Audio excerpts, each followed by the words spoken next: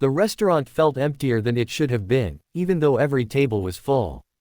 Sarah checked her phone for the 11th time in 20 minutes, each glance another small humiliation.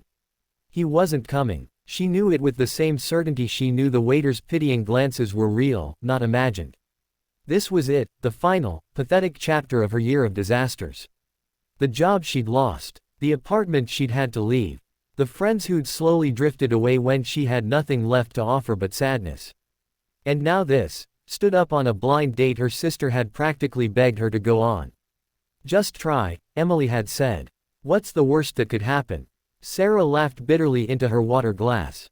This was the worst that could happen. She was gathering her purse, preparing to leave with whatever dignity she could scrape together, when two small faces appeared at the edge of her table. A girl, maybe 7, with wild curls escaping from uneven pigtails. A boy, slightly older, with serious eyes behind smudged glasses. Both wearing expressions of such earnest determination that Sarah froze mid-reach for her coat. "Our dad is running late," the girl announced, as if this explained everything. Sarah blinked. "I'm sorry, I think you have the wrong. You're Sarah, right?" The boy interrupted, consulting a crumpled piece of paper. "Brown hair, blue dress, table by the window. That's what Dad said. He had an emergency," the girl added quickly, climbing into the chair across from Sarah without invitation. "But he's coming. He promised." The boy sat too, carefully, adjusting his glasses. "He's a doctor. Sometimes people need him." Sarah's mind reeled. She looked around the restaurant for an adult who might claim these children, but everyone was absorbed in their own conversations, their own lives. Is someone with you? You can't just. We took an Uber, the girl said proudly. Well, Dad's friend drove us. But she had to leave. We're supposed to wait here with you. This was insane. This was beyond anything Sarah had prepared for. She should call someone, the restaurant manager, the police, her sister. Instead, she heard herself asking, "What's your dad's name?" "Michael Brooks," the boy said. "He's been really nervous about tonight. He changed his shirt 3 times. Despite everything, Sarah felt her lips twitch. "Did he?" It was embarrassing, the girl confided, leaning forward conspiratorially. "I'm Lily, by the way. That's Jacob. He's boring but sometimes useful." Jacob sighed the sigh of someone well practiced in sibling tolerance. "Dad said we shouldn't bother you. But also that we should make sure you didn't leave." He fixed Sarah with those serious eyes. "Are you going to leave?" The honest answer should have been yes. Any reasonable person would leave. But Sarah looked at these 2 children who'd apparently crossed the city to make sure their father's date didn't slip away, and something in her chest, something that had felt numb for months, stirred. "I guess I can wait a little longer," she said softly. Lily beamed. Jacob nodded approvingly and picked up a menu. "We already ate," he explained, "but Dad gave us money for dessert. As an apology. To you, I mean." He felt really bad about being late. What followed was perhaps the strangest 45 minutes of Sarah's life. Lily talked almost without stopping, a stream of consciousness river of information about her teacher, her hamster, the injustice of bedtimes, and why purple should be considered a primary color. Jacob interjected occasionally with corrections or additions, playing the role of fact-checker with admirable seriousness. Sarah learned that their mother had died 3 years ago. Lily mentioned it casually while explaining why she and Jacob had to make their own lunches. "Dad tries, but he's not very good at sandwiches.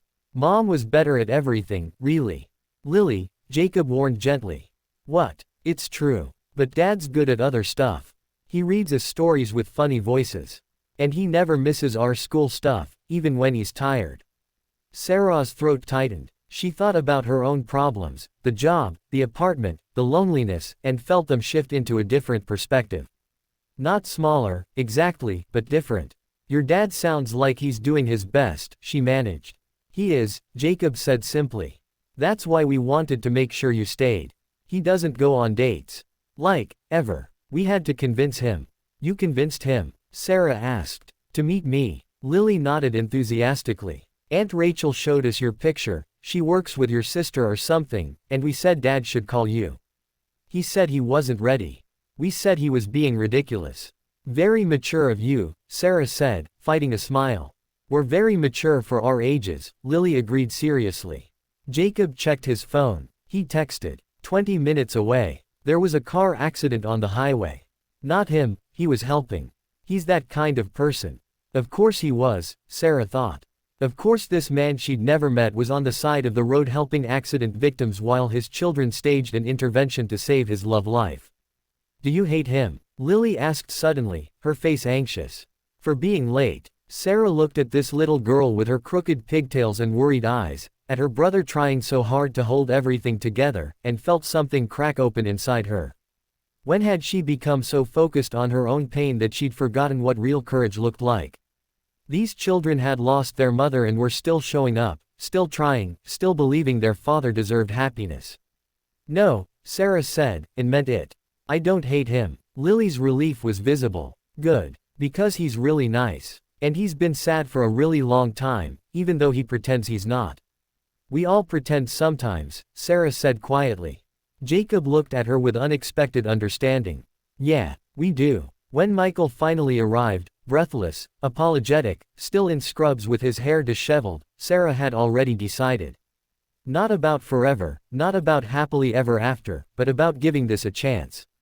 About showing up, even when it was hard. About being brave enough to try. I am so sorry, he started, looking between his children and Sarah with mortification and hope warring on his face. I can explain. Your ambassadors already did, Sarah said, gesturing to Lily and Jacob. They're very persuasive. Michael closed his eyes briefly. I told you two to wait in the car with Rachel. We improved the plan, Lily said cheerfully. We didn't want Sarah to think you weren't coming, Jacob added. Michael looked at Sarah, really looked at her, and she saw someone as scared and scarred and still hopeful as she was. I'm sorry, he said again, softer this time. For all of this. We can reschedule if you want.